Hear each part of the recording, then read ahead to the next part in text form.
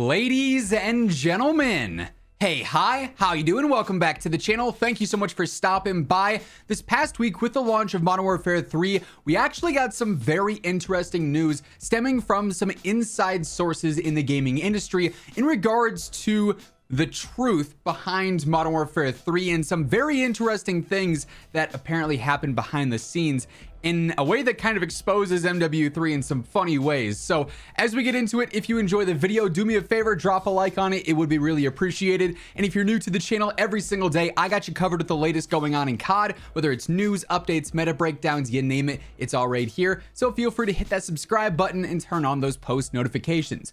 But we're starting here first on a series of Charlie Intel tweets, and these are in regards to a news article that was posted at Bloomberg via Jason Schreier. And Jason is actually the one that a while back initially claimed that Modern Warfare 3 was just going to be an expansion to MW2, that it was going to be a 2-year title. And obviously we know that was not the case in the end.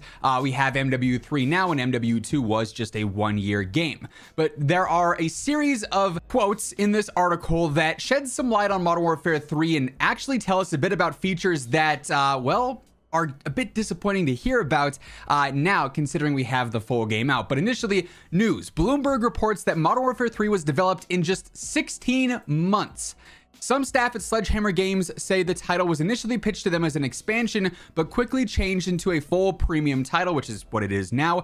Other staff says it was left up in the air, and it was if it was an expansion or a full release. So they just didn't say, hey, you guys are making a full game, or hey, you guys are making an expansion. They're just saying, hey, make MW3, make this for multiplayer, make this for zombies. We'll decide what it's going to be later. And essentially, every COD usually has about 2 to 3 years development time now between Sledgehammer, Treyarch, and Infinity Ward changing the role for leadership every single year.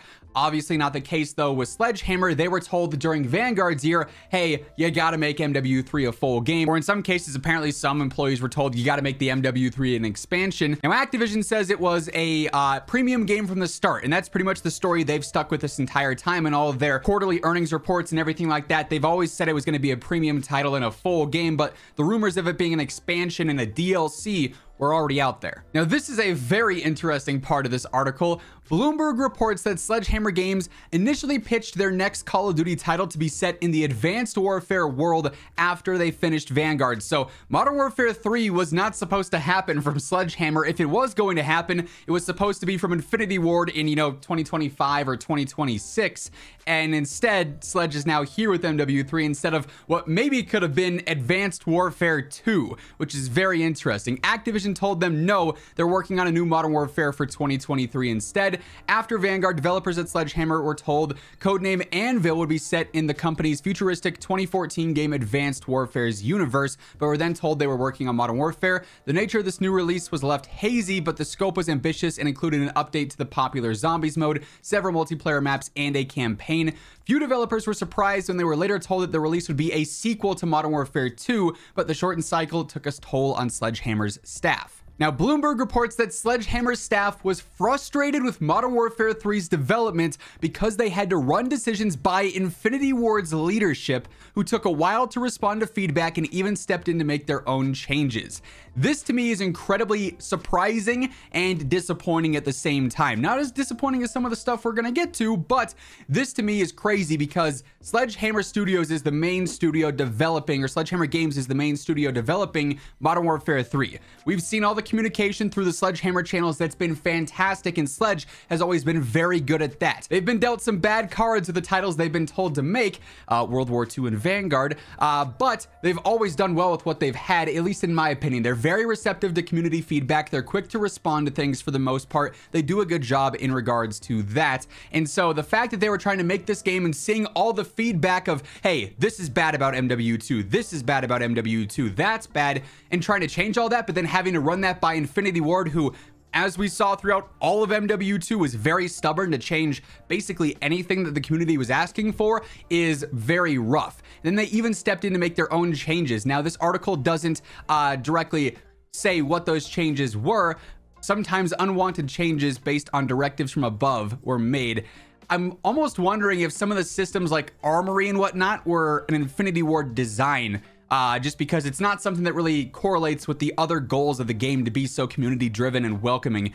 armory system, for instance, very anti-casual, and it's really disappointing that, you know, things are being blocked already by the studio that wasn't even leading the game. Another piece of this article says Bloomberg reports that Modern Warfare 3's story was initially supposed to be a small-scale Modern Warfare story set in Mexico, hence all the rumors for the Las Almas Warzone map. But in summer of last year, Activision executives rebooted the entire story to be a direct sequel to MW3. So regardless of what we were going to have for multiplayer with the MW2 maps and the new guns and whatever else, and regardless of what we were going to have for zombies, the story wasn't ever supposed to be what it is now, and this certainly makes a whole lot of sense given what the campaign was. As I'm sure we all know by now, too short, very lackluster, stories seem to be picking up, and it just ends. And that's the end of it. Didn't really make much sense, was definitely very disappointing, and you know, this makes a lot of sense now. The dots are connected, the stars have aligned, it's adding up now. But then we get probably the biggest disappointment, at least in my opinion, from this report.